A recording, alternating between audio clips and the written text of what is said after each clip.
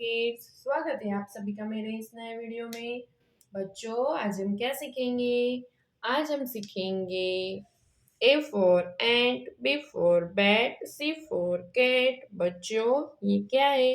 ये है हमारे कलर्स। चलो बच्चों, कलर्स नेम जानते हैं।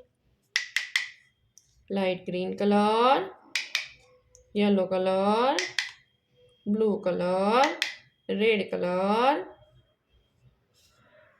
Brown colour. चलो बच्चों, स्टार्ट करते हैं। Yellow colour, A for ant. Yellow colour, A for ant. Yellow colour, one, O N E one. Yellow colour, one, O N E one. One के बाद two, light green colour, light green colour, B,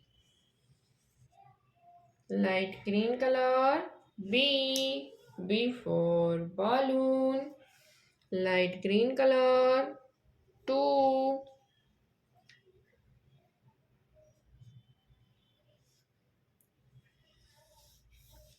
TWO two. Two के बाद three, blue colour, three,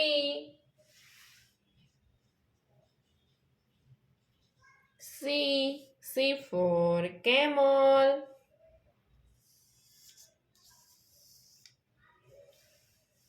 THREE three, blue color, three, THREE three। बच्चों, आज हमने क्या सीखा? ABC 1 2 3। Okay बच्चों, अब मिलते हैं अगले वीडियो में।